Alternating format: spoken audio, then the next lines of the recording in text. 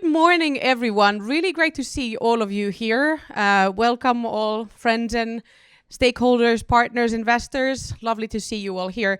My name is Sarita Runeberg. I am the CEO here at Maria01. And this is now, during the time that I've been here, the second impact report that I get to present, but we've actually done this for quite a lot longer. So the background for this report, and I have here some of the images of the older reports as well. The background story for this is that in 2019, we started creating this report, started kind of putting together the data on what this community does. So every year we launch this report to showcase the impact that our community as a whole has to the society around us. So when we talk about impact, we don't only talk about kind of sustainability, the environment, kind of the traditional impact related topics, but actually for us, impact means kind of the whole impact, that kind of how much money have the startups here raised, how many jobs have been created, and kind of what is the effect of this community to the society around us. And this is really relevant in the sense that we then use these numbers throughout the year as well to showcase that there's actually big things happening here. Because of course the startup community is something that if you're not kind of working in the startup community per se, you might not be so familiar with the actual volume that actually is going on here. So I think these numbers are always a very, very good way for us as well to showcase, and for the whole ecosystem to showcase that there's great things happening here.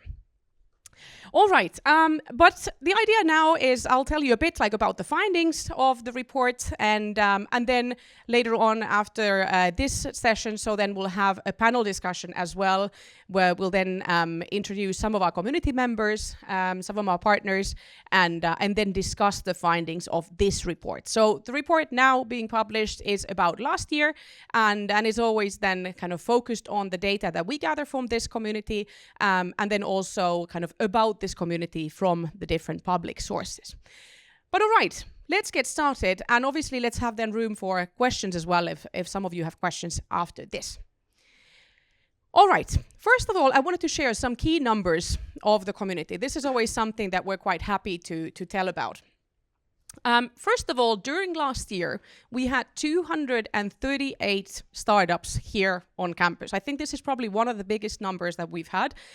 This, of course, relates to the fact that last year, for example, we've had a lot of small startups join the community as well. This is really kind of a phenomenon that we've seen in this era where there is an economic downturn, that there's a lot of smaller companies, new companies being founded. And that obviously shows then in the amount of the companies that we have here. And I'm often referring to kind of this situation as sort of us having these lottery tickets of the future, because a lot of companies are being founded, and most likely some of these companies will be the future unicorns then in Finland as well.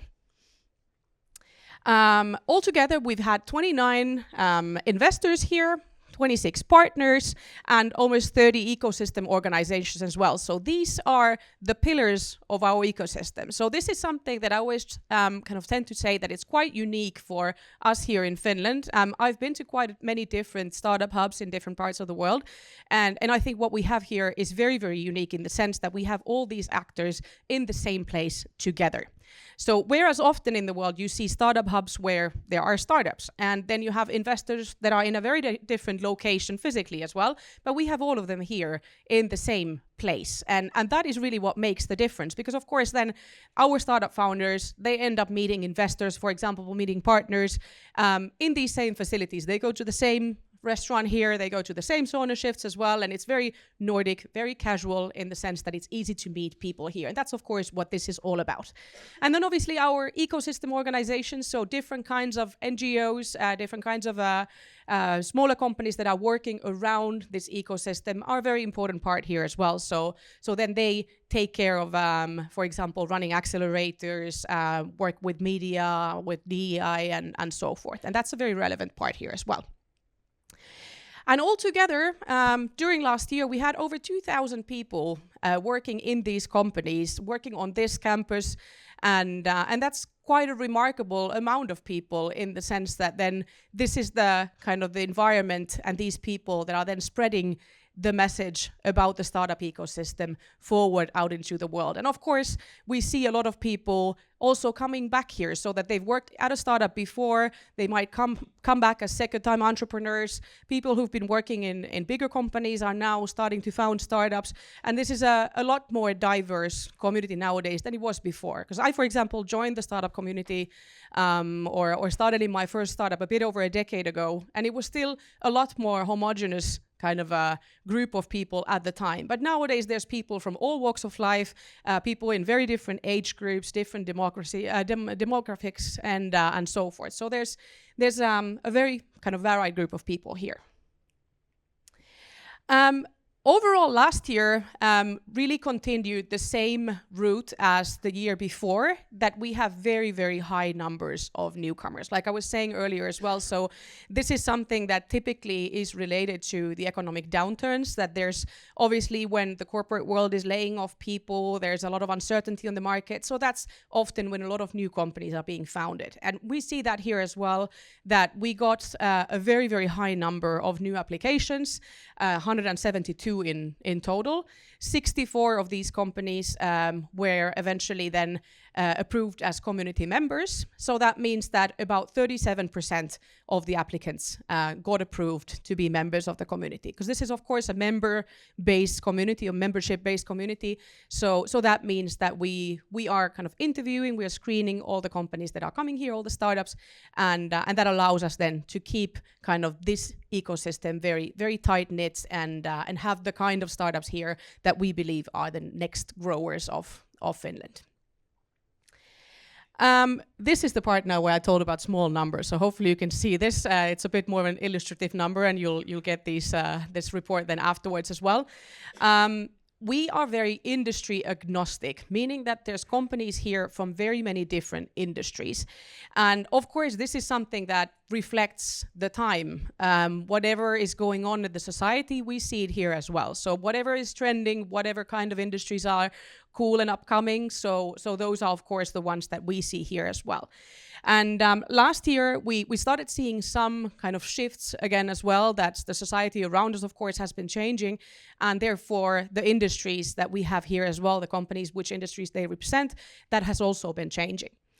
Some of the maybe interesting ones that we see have been popping up or growing, so everything that has to do with green tech and energy has been growing quite rapidly. So the amount of the companies that are doing something that has to do with clean technologies has been growing. And then a few newcomers, so to speak, that we didn't have in our industry listing before, are then related to, for example, HR tech, which is an entirely new area. We haven't really classified them as their own industry here before, but there's definitely a lot of focus now on kind of making sure that companies are taking care of their employees, leaders have more tools to also lead their employees as well. And in that sense, our startups are on their behalf making kind of the working life a better one for everyone. A lot of focus on MarTech as well, so marketing technologies. There's a lot of different kinds of solutions related to that, and a lot of new companies have joined in relation to that field. And then obviously, not maybe so surprisingly, things that have to, or companies that have to do with defense and cybersecurity. So that's something that we also see here. A lot of startups that have to do with dual-use technologies, dual-use solutions, and so forth. So that's something that obviously is a reflection of this time, and we'll most likely see more of these in the future as well. And then for the first time ever, we also measured how many impact startups do we have. And now when I talk about impact, that means startups that are actually working on something that has a positive impact to the world around us. So that could be something related to clean tech, green tech, energy, health-related things as well. So somehow making a positive impact in the world around us. So 40% is the number for that. And although we are not solely focused on impact companies, I think it was a surprise even to all of us to see that the number is actually this big. But I think it really speaks volumes as well on kind of how the new generation of entrepreneurs, how the startups these days want to focus on doing something that is good for the world, good for the people and good for the environment and so forth. Then a few words about resilience, and this of course then now relates to this current economic situation and how that has been reflecting on the startup ecosystem. In many ways, the startup ecosystem is often kind of affected by the changes in the society and the kind of the world economy a bit later, because of course there's sort of this ripple effect coming from the larger corporations taking the hit maybe first, and then when they take action, that ripples to the startup ecosystem as well. So that's something that we saw already in the previous report, but then also in this one now. I'm going to tell a few things about that now. So in total, since we were founded, we have had our startups employ people worth of about 12,000 work unit years. So work unit year meaning that it's basically one full-time employee working for 1 year. We see that there's been a dip here. That obviously then relates to the fact that the companies are doing kind of whatever they're doing with a bit smaller resources. This obviously has to do with funding. We'll talk about that in a minute.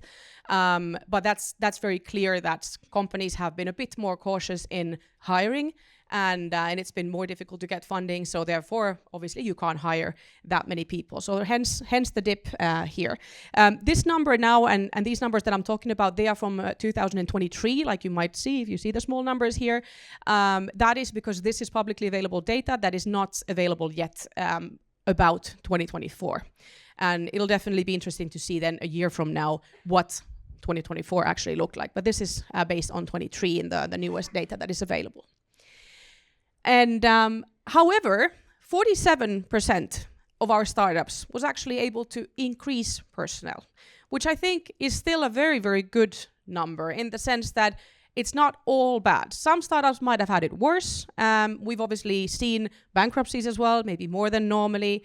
But then there's still startups that have been able to hire, have been able to grow. And obviously partially this has to do, for example, with AI booming and many of the AI-related startups being able to get more funding as well.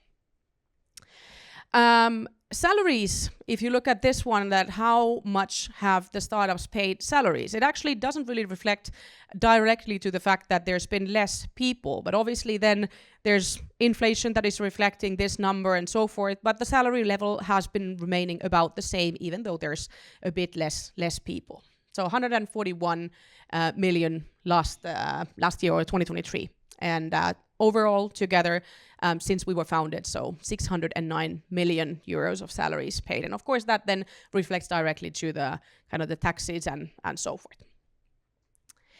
And if we look at the revenue, this I think is an interesting number in the sense that when I said in the beginning that I will talk a bit about startups' resilience, I think this time really shows that when the money is tight, the creativity really comes in. That even though the startups have not been able to have that many people on their payrolls, they haven't been able to hire that many people, but they've still been able to grow the revenue, which is quite remarkable. So 18% growth between 22 and 23 is quite a large kind of growth spurt as well. Like even if you compare the numbers there, so you see that there's quite a big difference, for example, comparing to 2021 and 22 and then 22 and 23 as well. And overall, 389 million euros of revenue is actually a size of a very good company already. So overall together, this ecosystem here at Maria 01 is generating quite a significant amount of revenue. And during the time that we've existed, there's actually been 21 companies that have been acquired, have made bigger exits. Obviously, last year, out of our alumni, Silo AI is definitely the biggest one. Silo used to be here as well. And they, of course, their exit was something very remarkable for this community as well. And then in total, 1.5 million euros of revenue has been generated throughout the time that we've existed. So then about the funding side of things as well. So it's not a surprise to anyone that money was tight last year. It's been tight for quite a long time now already, and the startup ecosystem is definitely in a very different situation now than it was a few years back still, when it was maybe slightly easier to get the funding as well.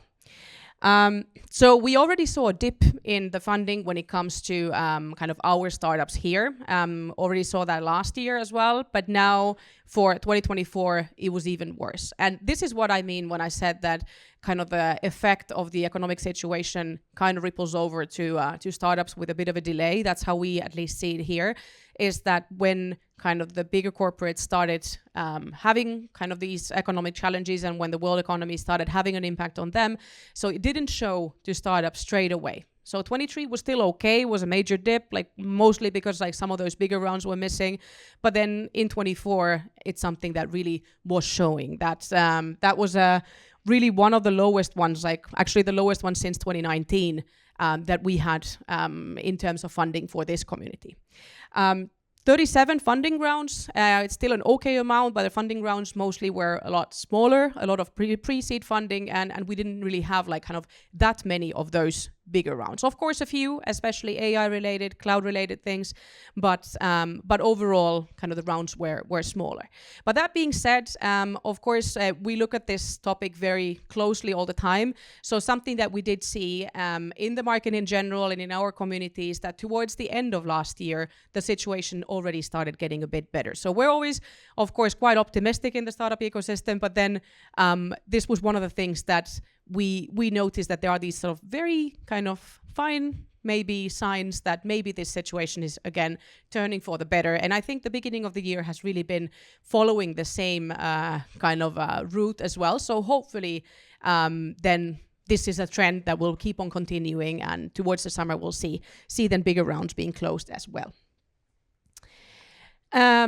Last year we already crossed as well a very important milestone for us. So if we look at the funding that all of our startups that have been here, the current ones and the alumni startups that have been here throughout our existence, we went past the €1 billion mark in terms of funding that has been raised. And that means that over 531 rounds were raised, and then over €1 billion was raised in funding.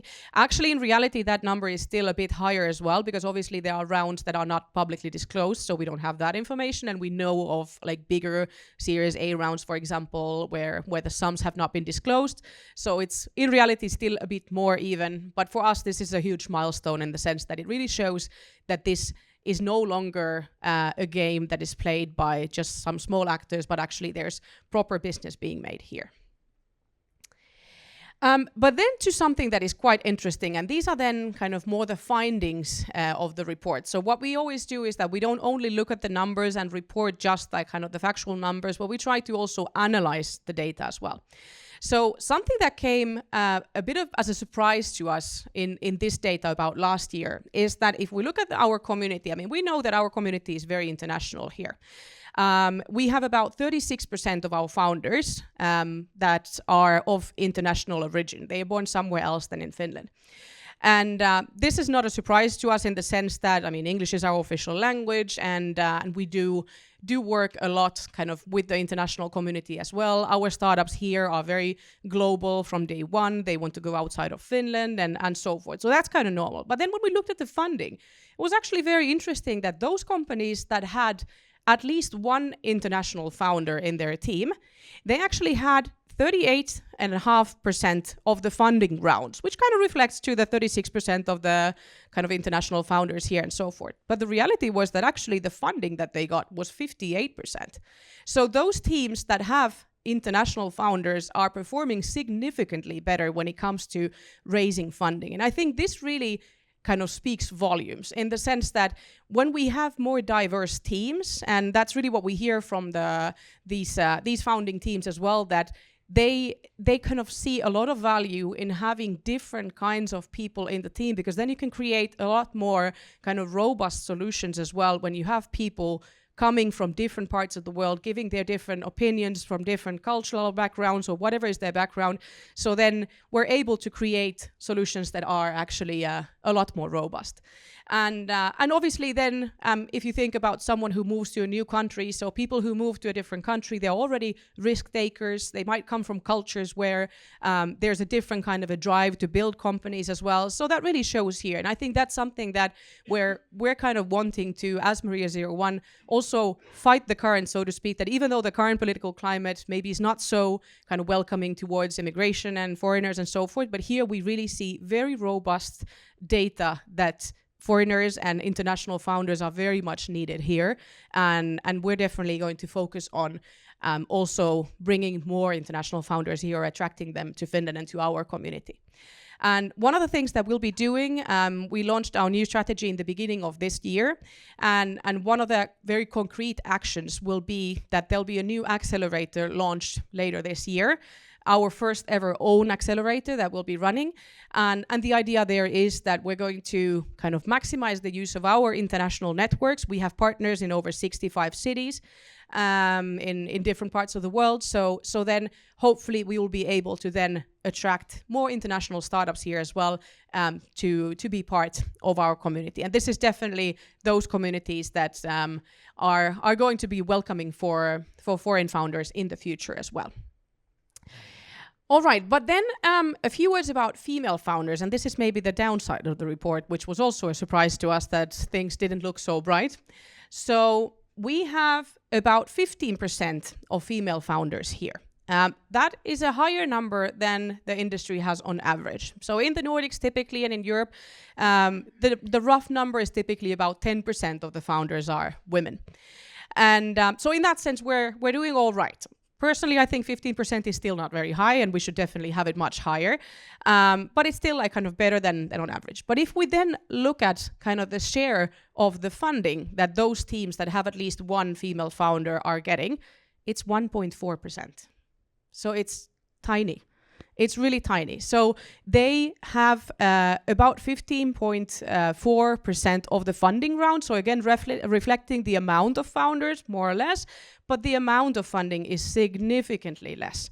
So whether that then means that they are for some reason not getting the funding or that they're not asking for that much funding, that is something that is quite an interesting challenge to tackle that we'll definitely look into more as well, that how can we improve this situation as well? Because we see all the time also more kind of women starting their companies, especially now that there's a lot of people coming from the corporate world.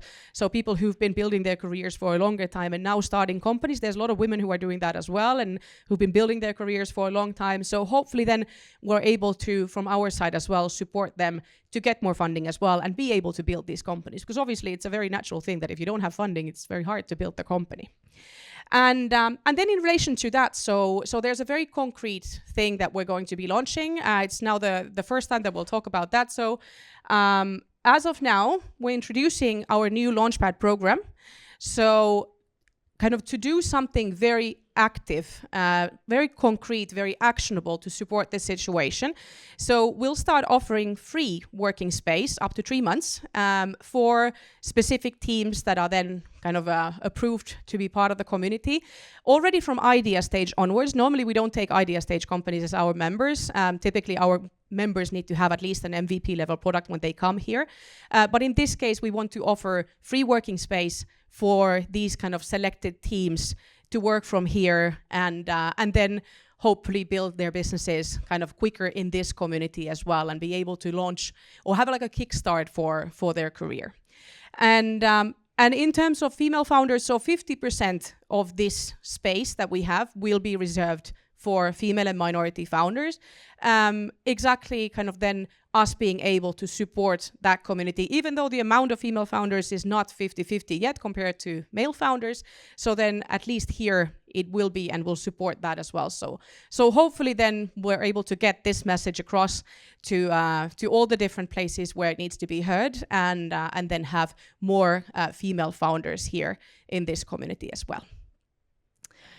And if there's anyone here or anyone that's listening this afterwards, so feel free to reach out directly as well. So we'll start working on this immediately.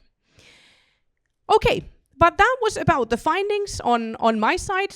There's a QR code, but you'll get all this data afterwards as well. And I know that my team is here already sharing the kind of the key data with you if you want to have a sort of a closer look at that.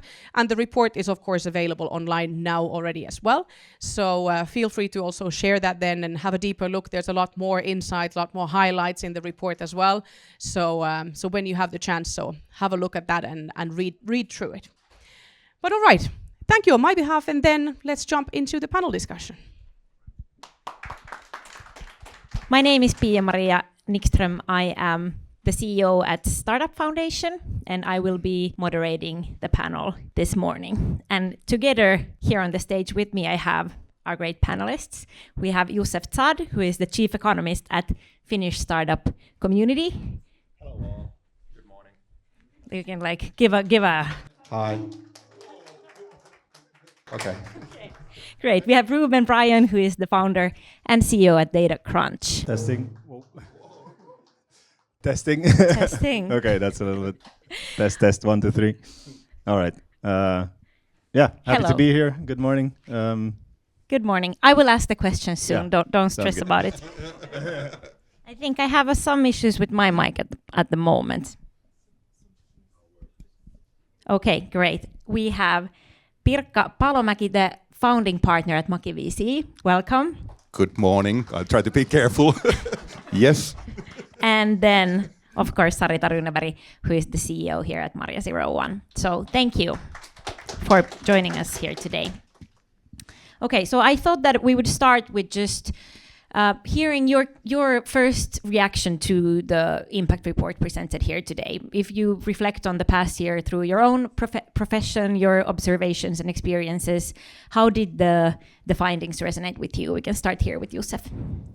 Yeah, so I was especially looking at the funding numbers because they were interesting. Like we in the Finnish startup community, we did kind of like estimation what it's going to be in total during the year 2024, and we came up with the number that it's the total amount of funding in all startups in Finland is going to increase compared to 2023, and in Maria 01 we can see that it's still decreasing.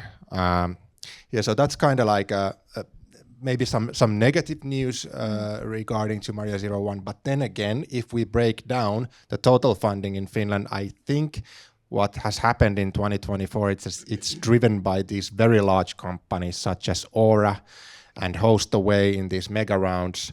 So those are probably the ones who are driving it. And when we are looking at smaller scale startups, which Maria essentially represents on, that's, I think, what has happened is Maria 01 figures are like on par with all the other startups at that size in Finnish economy. But that was something that I was looking at, and I was thinking like, yeah, how does this benchmark to all of startups in Finland?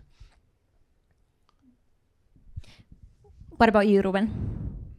I would be curious to see how the relative portion of foreign founders has evolved over the years. Has that been going up or down?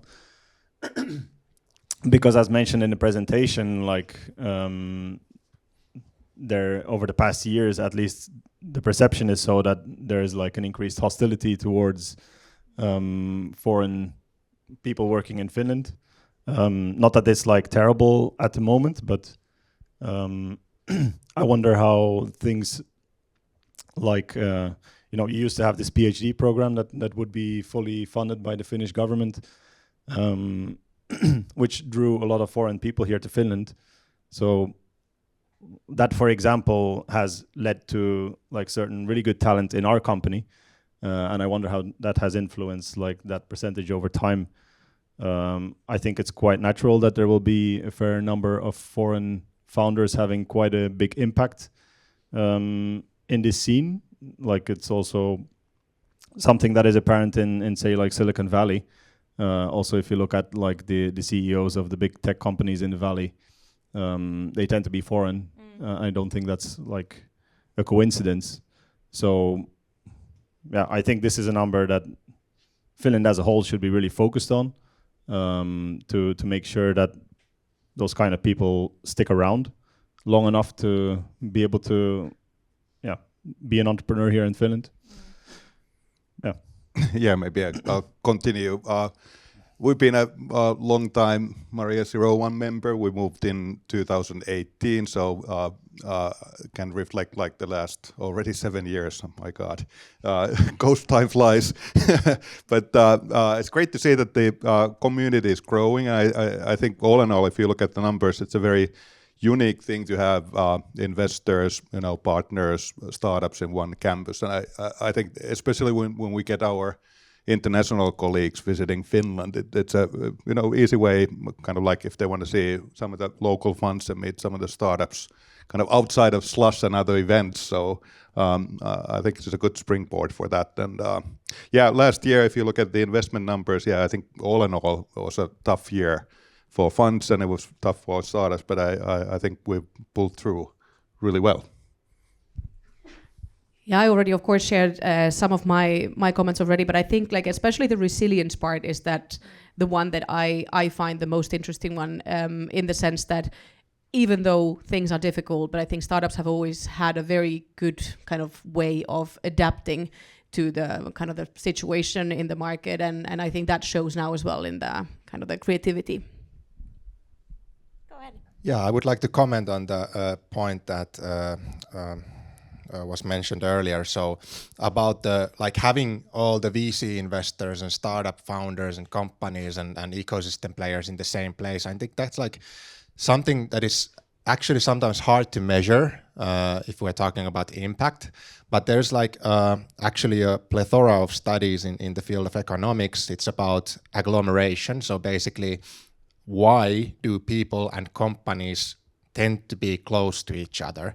And they're like basically what these studies usually say, that when companies and people and everybody is together close to each other, there's a lot of economic gains to be get from that. So it's super important for the economy that we have these kinds of places where all these people come together. To build on what you, Ruben, said about it's so important for Finland to attract and actually sustain the international talent and international founders here. The impact report still said that international founders are doing fairly well when it comes to raising funding. So 60% of the funding was raised from international founders here at Maria 01. You also at DataCrunch had a good year last year with a big funding round. What do you think is the success factors or contributes to the success for the international founders specifically? Well, first off, I would say that raising money is not a measurement of success. And perhaps to my earlier point, what I was trying to explain or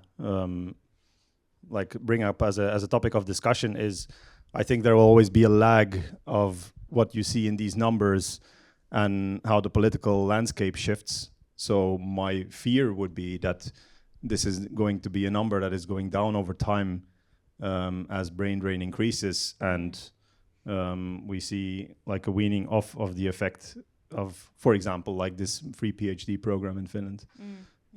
So that's kind of like my fear here, that we are now seeing a temporary rise before the numbers go down due to the shift in like at least the perception of how receptive Finland is to like foreign entrepreneurs. Okay, we have a room of smart people here. What should we do about this? How can we make sure that doesn't happen? We can sustain the international talent here in Finland and attract it.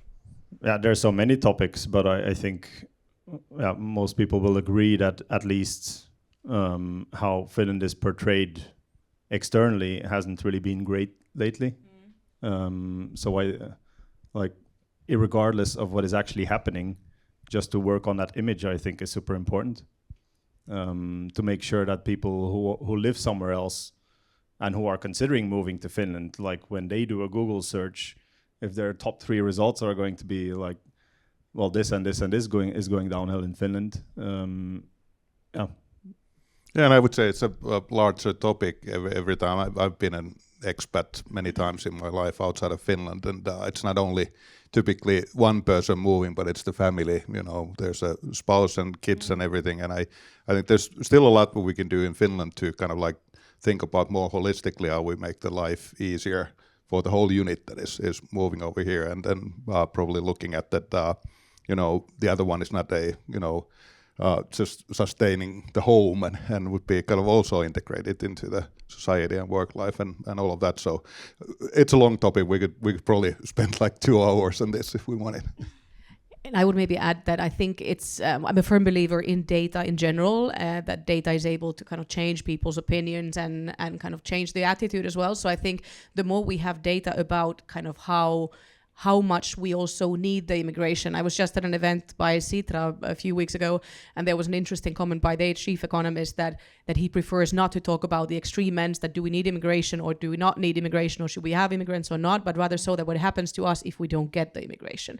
And I think that is a very good point to make, in the sense that at least here on Maria Zero One's kind of behalf, we're going to do our best to kind of fight the current, like I said, that kind of do things that actually then kind of make a difference and have a community that is welcoming when it still might be difficult for a foreigner to get a job in Finland if you don't speak Finnish and so forth. But here, at least, if not in anywhere else, so this place is open then for foreigners as well. Yeah, and I think it's not only like, okay, it's shortage of labor, but I think why, even though the US now changed the narrative quickly, but I still a firm believer that diversity matters in all dimensions. And when you're building a global scalable business, it's really good to have also kind of perspectives outside of just the gender diversity, but also kind of like other countries' perspectives as well, and then you're more equipped to serve the global market.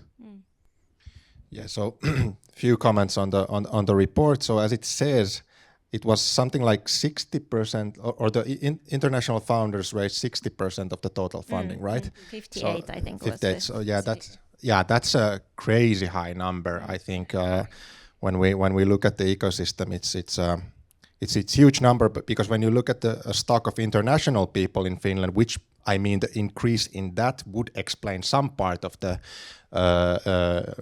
level of funding that the internationals has raised in this study, but it doesn't explain all of it. So why internationals are raising a lot of funding? So I think, first of all, what is happening when you move to a new country, there is a huge selection. So basically, people who move outside of their home country, they have already some kind of courage to do it. So that might be one of the explanations why the international founders are doing so well. And few points also about the numbers. So we are currently in the Finnish startup community, we are studying actually startup founders and startup owners based on like registered data that we have in Finland. So the number of foreign-born founders in startups, when you have a stock of new startups every year, we look at the number of international founders and kind of Finnish founders. It has increased from 5% to something like 12%. So that's a good number. But when we look at the startup owners, so who become just owners of the startups, that share hasn't increased at all. So there's still work to do in the future. And also one point, I read a study from Etla, and what they were looking at what is happening to a company when they hire their first immigrant worker, and what they found out is that this increases the export of said company, and especially to a country where the immigrant worker was from. So there are, we can show that there is like economic gains when you work with foreign-born people or when you have them in your economy.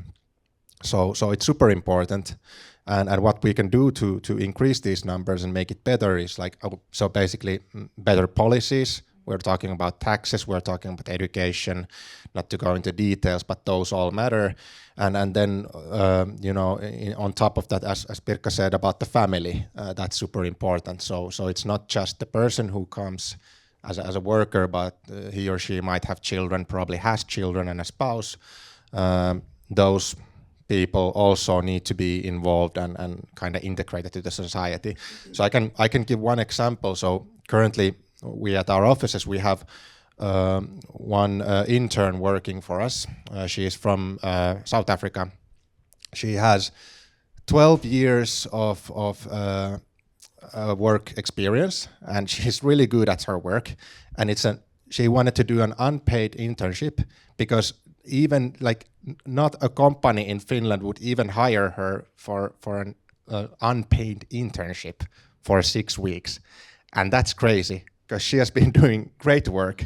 It has been a huge help for us. So I'm wondering what is wrong with the Finnish culture or even the businesses here if they can't do these kinds of things. Maybe it's the language barrier, but I think it's crazy. Yes, that sounds terrible, and it's not enough that Maria 01 is welcoming foreigners here. It has to be a change on a much more systemic level.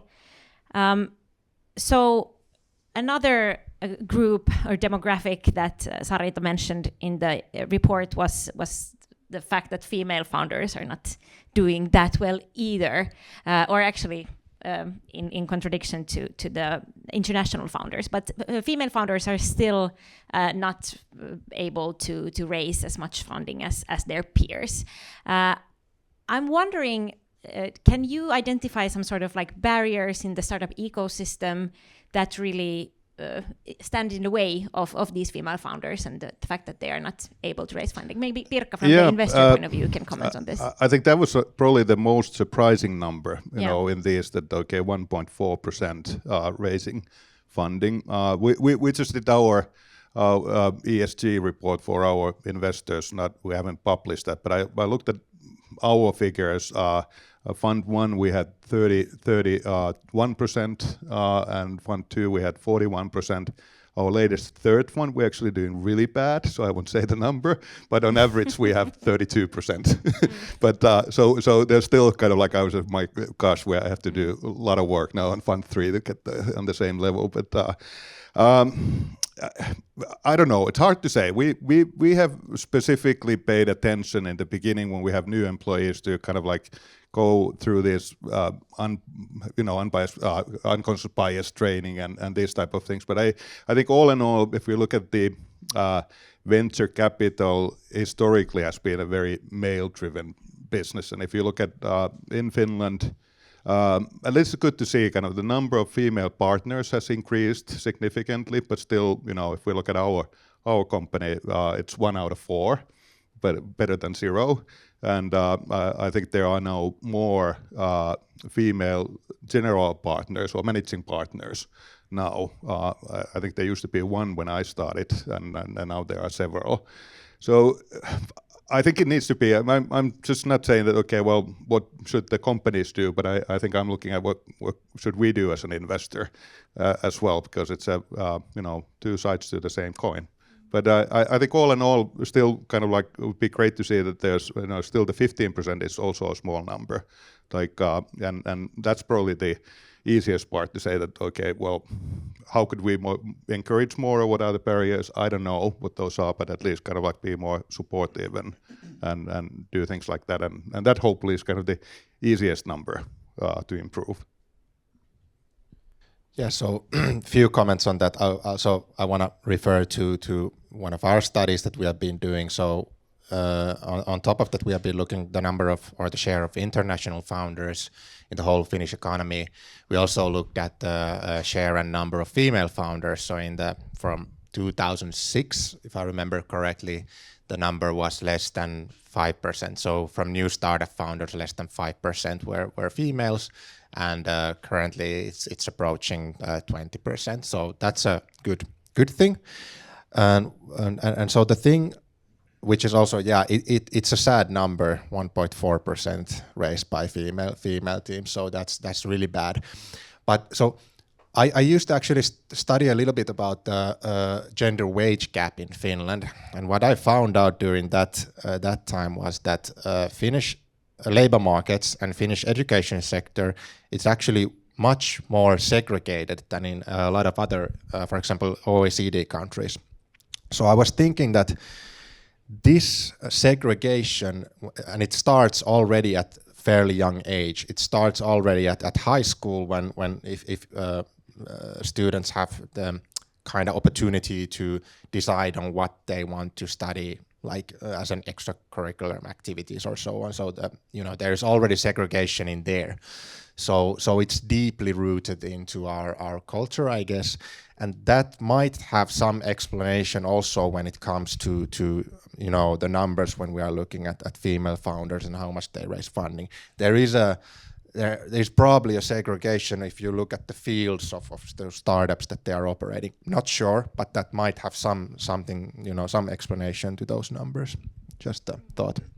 Yeah, I think it's definitely a kind of a problem that already is rooted, like you said, at very early age, because then last year the city of Helsinki published this report about the 9th graders, that how girls on 9th grade already see themselves as like not so much entrepreneurial minded or skilled as the boys at the same age group. So what we, for example, did is that we organized an event for the student counselors in Helsinki and asked them here. We had some of our female founders to tell their stories, just to give them also the view that kind of in case, for example, the startup ecosystem or becoming an entrepreneur is not so kind of familiar for the student counselors as well, that they would at least kind of see a bit of a more of a diverse picture, that not all companies are run by, tech educated 20-year-old men anymore, but there's a lot of different kinds of companies, different kinds of topics, different kinds of women who are then running their businesses. And then hopefully that kind of then ripples to the way that they speak to these like young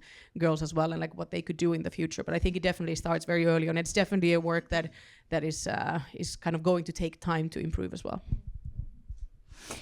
Okay, if we look at the startup ecosystem from a larger perspective, looking at the economy as a whole, also in the report was stated that even though the economic times have been rough, it's been a lot of geopolitical uncertainty, high inflation, high interest rates, still like startups have shown resilience, even revenue growth.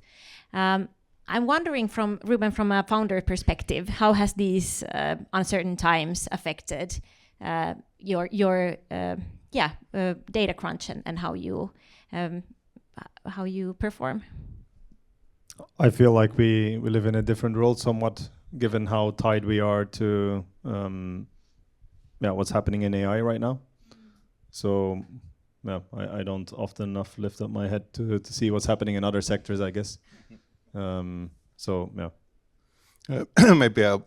we see a lot of companies, so I can kind of comment on that. So I would say that typically, kind of like no matter what the time is, to focus on understanding the customers and their problems and really building something that they need and want makes you successful in any given time. And so it's just a poor excuse to say that, okay, well, things are this and that is wrong, because the economy has not stopped, and we see today companies in our portfolio with stellar growth, month over month. And obviously there's a big difference, and not everybody's successful, but at least my point is that don't blame the economy and look into the mirror.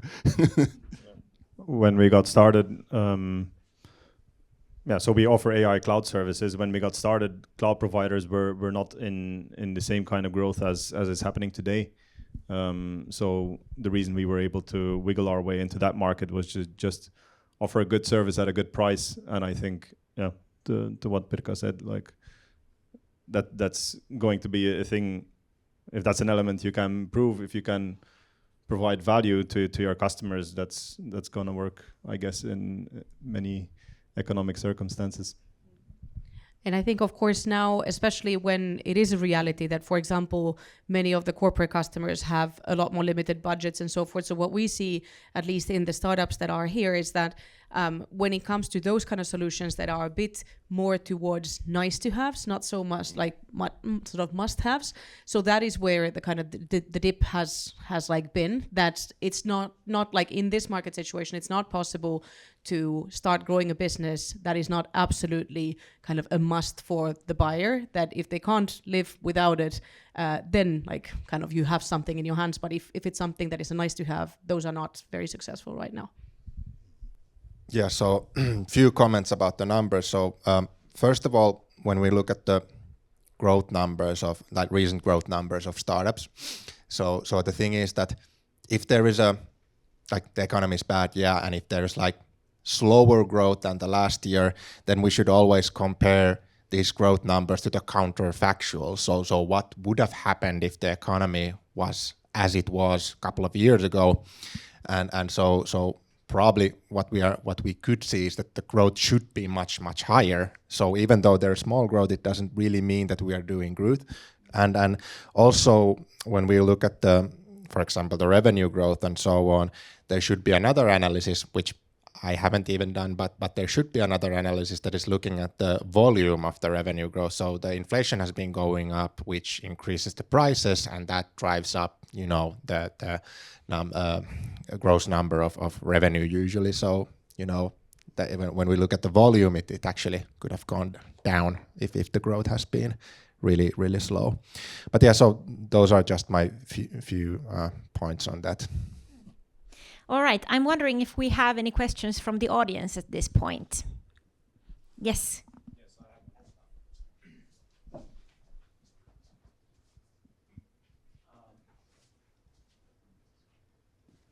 Yeah. Okay, no. I was wondering if Maria, because this is called an impact report, is also sharing this with political stakeholders. I'm basically going back to the argument what Ruben said, that in terms of foreigners or like basically difficulties for foreigners to come to Finland, this is a data-driven report.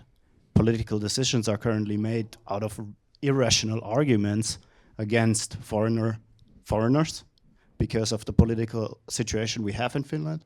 So this could help really to support making correct decisions for parties which are not sharing these same values. So I was wondering if you guys engage with political stakeholders based on this. That is a very good question.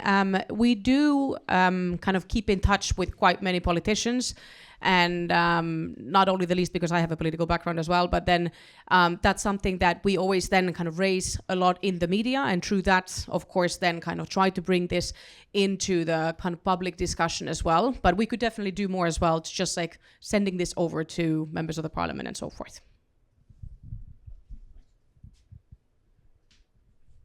Any other questions? Yeah, I mean, I'm not really sure how to formulate this, but I think one of the key challenges that I feel like I constantly see and kind of have to some extent also myself experienced, like in the Finnish startup ecosystem, is that, or not specifically the startup ecosystem, but like Finland more broadly, is that I think like people are, they're quite polite and they're quite, matter of fact, which is great, but there's like a significant shortage of kind of openness to new experiences or new things or doing things a bit differently. And so, I mean, this is kind of like something that can be observed obviously in one's personal life or in professional circumstances. And I think that that's like a key driver behind like this kind of like, let's say that someone doesn't have a Finnish last name, on their CV or something like that, that kind of being dismissed to the side to some extent. And I think like the startup ecosystem more broadly is like working really hard to kind of break down those barriers. And I think that like the more resources we could put into this domain and like enable that kind of like creation, I think the more we're, contributing to this culture changing over time. But I guess like the kind of a broad question, but I mean, how do you guys feel about like what could the startup ecosystem do more in terms of like breaking down these barriers in this context? And like how do we contribute to Finnish companies becoming more open to breaking things and moving fast and taking risks and taking on people that might not kind of work in the same exact way that we as Finnish people do, but who still might have incredibly valuable insights to share and experiences to bring on board and things like this? I think one way is to put the fire at the shins of the incumbents. So challenge the existing companies by teams that can be more nimble or can do something different. Yeah, at least I've had the luxury to kind of live in a very international bubble.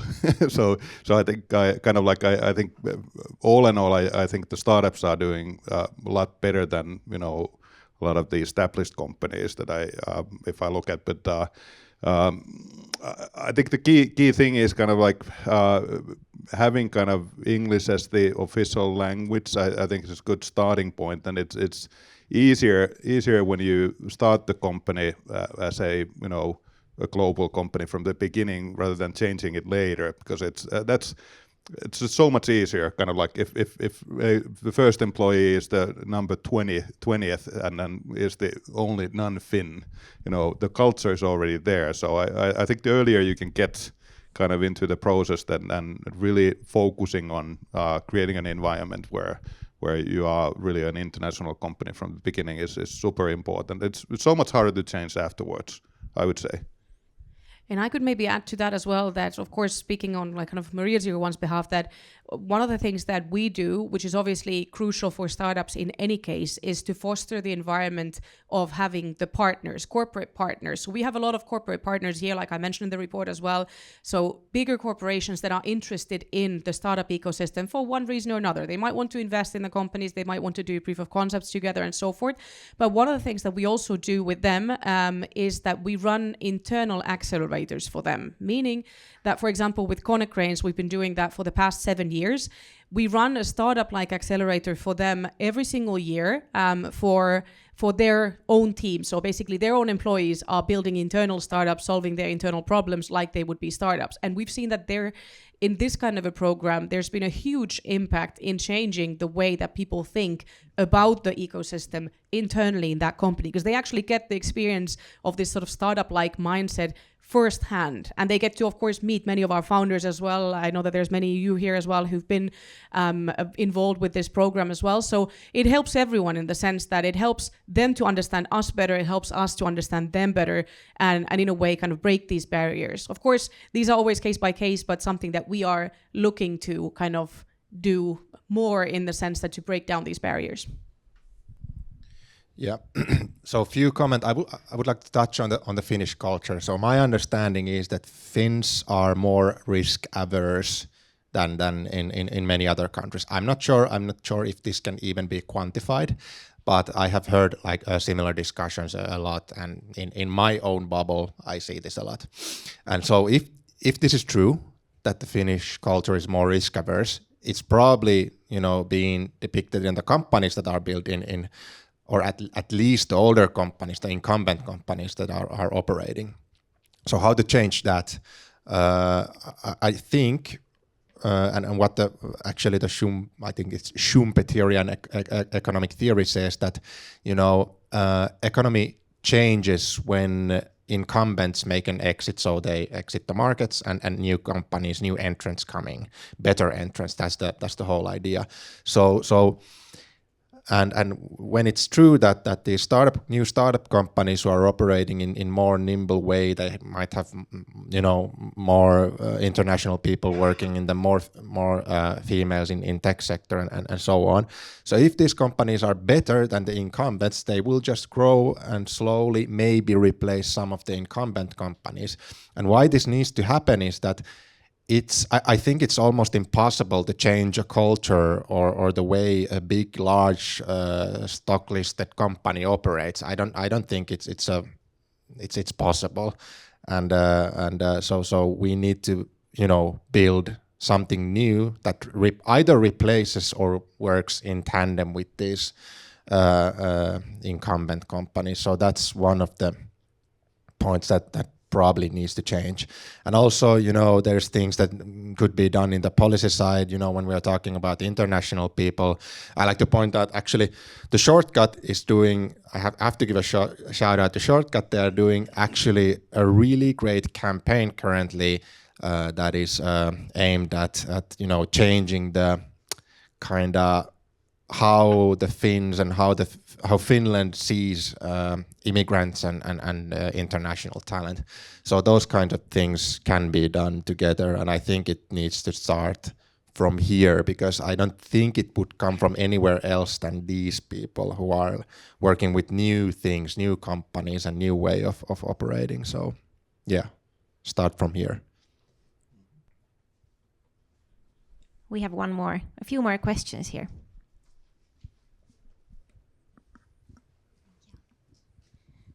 Thanks for the sessions. Great. I have so many questions, but I will just center on one thing I thought about. If you have a cross between the numbers of female founders and the numbers of international, on the fundraising, if there's a cross of knowing how many the female might be in the international segment as well. I don't know if you have that available today, but it would be interesting to know. Yeah, we don't have that number anywhere kind of checked out, but it is a very tiny number because just recently we had a journalist that wanted to interview an international female founder here. And I tell you, it was a very, very difficult person to find. I think we have a few here only. So it's definitely a very small number. Okay. The other question is, you talked a lot about the fundraising numbers. But what about return on investment on those funds? Because I see a lot of reports that female founders return the money sometimes 35% higher than male equivalents. And the time taken to return the money as well is something that I've seen that is being better with female founders. Have you guys looked at that at all when talking to investors to try to raise that number? That is something that we don't have visibility for. I don't know if Pirkka, you can. No, I don't. I was just thinking about kind of like probably easily can be found like from PitchBook and other sources. But yeah, good point to look at. Haven't really thought about it in that sense. That's how I'm kind of looking at investments. I'm not trying to look at that. Okay, would this factor kind of do that? But is it the best team and is it the best business? But yeah, interesting fact, and I think it can be easily found in one of the public sources. Mm-hmm. Yeah, that's an interesting point because, I mean, if we're seeing that female founders raise less money, that doesn't necessarily say that there is a discrimination process happening, but if we can prove that female founders on average are returning this money, in larger, amounts and in faster, then that might indicate that there could be some kind of discrimination element to when they raise funding. My initial thought that VC investors are so money hungry that they wouldn't discriminate because they want to have all the returns to themselves, but you never know. You're absolutely right. And I was wondering, that sensor is very related. Have you guys, on the investors arena, ever thought about doing something similar to The Voice? How you don't see who is the gender behind the idea and the business plan and everything. And then, of course, I know the person behind is important when you have to have trust and understand that the other competent people to do the job. But can they be left to the very end when you already have a commitment to the idea and the business plan? Of course, pending that you trust the person, but I don't know if we can eliminate the bias if we do some programs like that. Typically, kind of like, just to give you a little bit of perspective, I think today, for one new investment that we look at or do, we go through roughly 150 pitch decks. So that's the ratio that we go through. So we go through a pile of decks, in a year.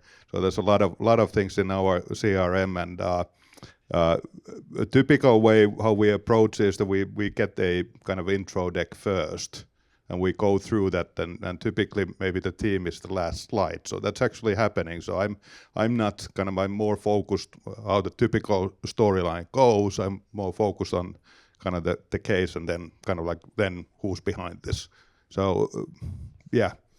I don't know if other companies do that, but at least for us, it's a natural process. And then if we find it interesting, then we invite the company to actually then pitch to us. So that's kind of the first screening is usually not happening by meeting the people. Of course, can happen other way around sometimes, but that's the typical by far if you look at how we go through cases. Great, thank you. More of a comment to you. I'm Emilia from FIBAN. Just saying like how we do at FIBAN, we actually are establishing something like this that would be an anonymized screening board, because our members screen startups and all people have unconscious biases and we don't even know about them. So this is definitely something we get as investors all like look into, because AI can do that for us also quite sufficiently to anonymize the the applications and the decks. So that is something really we could do, because we don't always even know what kind of biases we have. So we have really active investors in our board who are pushing this through. So we're definitely going to pilot it and see if that actually would increase the number of female and international talent to apply for funding, because that is still relatively low. Even at Arcus, we studied that. We have like 7% of all female teams applying, but on the other hand, those who apply get funding pretty well. So that's also something to look into for all of us.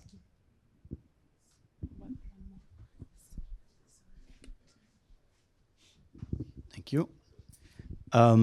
You've been talking about diversity, not only on the gender aspect. I wanted to bring up a point that you listed up the companies here, President Maria, and the biggest chunk was SaaS, more or less. But if you go further down, all of them are kind of software companies, right? So there's a big focus on Maria to software. Finland has a big footprint in software as well, successfully. But Finland has also really good manufacturing footprint, like small scale to large scale, small machines to big machines, like Aura, like the Ring itself, a lot of like impact technology. But Maria doesn't really have any kind of like hardware-driven aspect, right? At least at now. So I was wondering if you plan in the future to provide a, let's say, more makerspace-driven approach to companies who focus on hardware and not only on software. Because if we talk about hardware, we automatically talk about software. There's barely anything anymore which doesn't need software. So it's a combination, but it's a bit more, let's say, it requires different environments to do stuff like that. So I would be interested what Maria is considering in the future to attract also more companies in that area, because I think there's huge potential here in Finland. Thank you. A really, really great question. And I totally agree. The potential is huge. The same for deep tech, biotech, and all this as well. For us, there's a very practical reason to this. I mean, if we look at the spaces that we have here on this campus, this is mostly office space. So we don't have lab spaces. We don't have like big pilot halls, the kind of makerspace facilities where one could build really big machinery, for example. We have had different like kind of product companies, and now referring to like actual physical products as well. Even some hardware companies as well. Datacrunch is having quite a bit of a kind of servers and so forth as well. But then in this context, it's mostly focused on kind of software and technology in that sense, simply because of the space. So that's the reason why, for example, deep tech company amount here is relatively low, why we don't have that much like manufacturing companies here. But that being said, one of the things that we do have is that when it comes to companies that are foreign, they want to establish their Nordic offices. So they might have their manufacturing spaces somewhere else. So we have, for example, German company Instagrid that is here with their Nordic office. They are also producing batteries.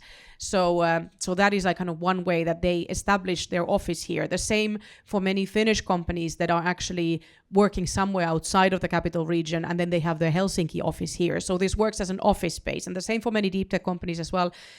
They often see value in being part of this community, even though they might have their actual lab facilities or whatever other facilities they need somewhere else. But that's kind of the reasoning behind. So very practical reason. And obviously, I mean, we're very happy to accommodate then different kinds of companies. There's actually one company now that is planning on building a lab here as well. And we're very eagerly looking into that if it's possible in terms of the ventilation and, facilities and so forth. But that's kind of something that is mostly kind of the space that is restricting that.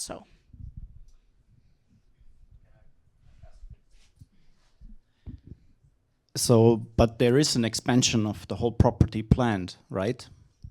What about then? Then there will be new space, there will be new buildings, which could be focused to support hardware companies from the get-go. You don't have to change anything, right? Is that on the roadmap of Maria, or is it not at all on the roadmap? You're totally right that there is the expansion planned. That is more of a project that the city is having with the constructor, and then of course we're always monitoring that very closely. But that really depends on then like kind of when those buildings are being built, that what sort of spaces will there be. But hopefully also then room for different kinds of companies.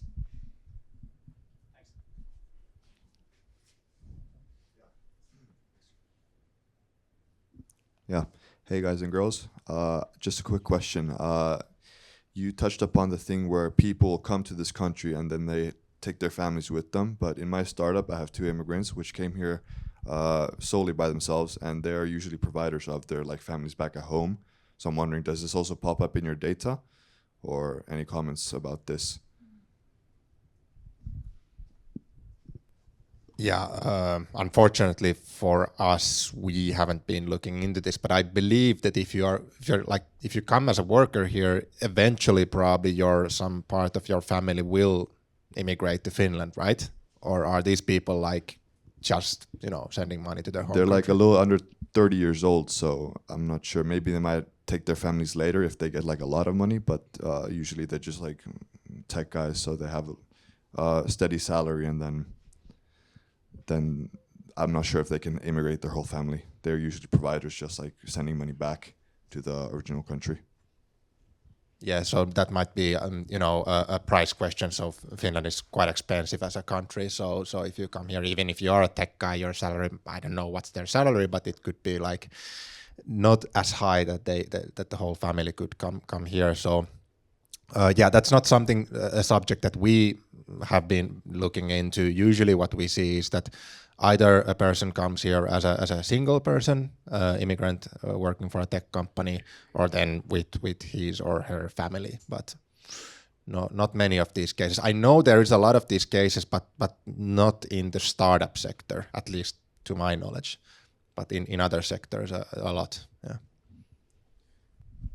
Yeah, we haven't looked into this either, kind of further than kind of knowing that we have a certain share of international founders here. But that's definitely an interesting point, because I think also when it comes to kind of these international founders also kind of setting roots here in Finland, it's quite relevant that then also the families could come. But as Josef was saying, it's often the case of, for example, especially if they come from outside of Europe, that then there are these requirements for the salary levels that you need to have. And if there's only one person working, so it might be difficult to bring the family and so forth. But then that's, of course, something that is a bit of a maybe for a longer discussion. Hi, thanks for the insights. Little comment on the hardware hub. Leuven just launched one hardware accelerator like that, and the city of Leuven and Stadit is working together. So I think there is also some sort of prosperity in terms of working together for Maria 01 and the city of Helsinki and with other hubs. So they don't provide the hub itself, but it also requires different level of mentorship, because hardware is very hard. So it has to take different people. And on the female, low funding is very, very common in Europe. Switzerland, super low.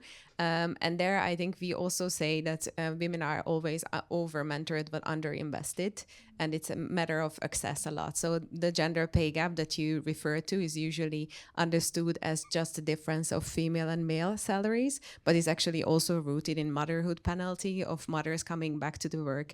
And those are very different levels of disruptions that you have to go into from the beginning of kindergarten also until supporting women in getting back to work. So lots of different aspects to it, but also, go for it, commenting.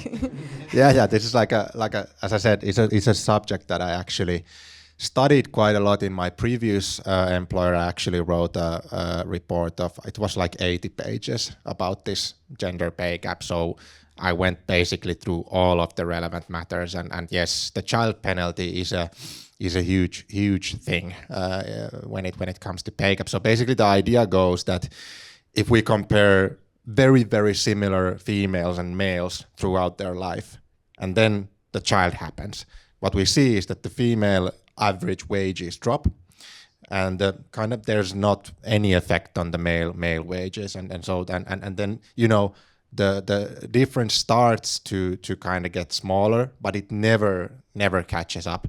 And basically the idea is that if you are in a so-called vaihtopenkki, so in your career, so you don't, you're taking care of the children and you cannot go to work, there's a gap in your experience, and that's the kind of reason how people say that this is the reason for the pay gap. And something similar definitely might happen in startup sector, because I'm not a founder myself, but I'm working with a lot of founders and seeing how they operate in their life. And I think in some cases building a startup is a very, very hard and more than a full-time job. And if you want to have a family, which a lot of people do, and they should, then it's very, very hard to kind of work, to put them all together. It's all, in some cases it might be impossible, and I think that people should have the chance to raise their families. So also this is also a cultural question. So what is the role of fathers or the other partner in the life of the children? So there is when we look at the statistics, like who's using the kind of parental, I don't know the word in English, but the parental subsidy. So basically you can stay out of work and raise your children for some time.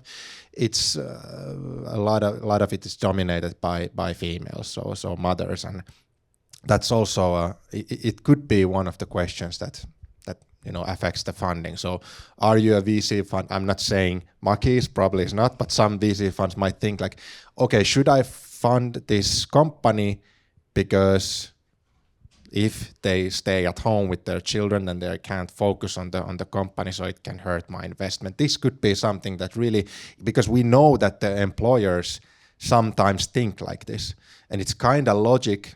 I mean, there's logic behind it, but it's not right, obviously.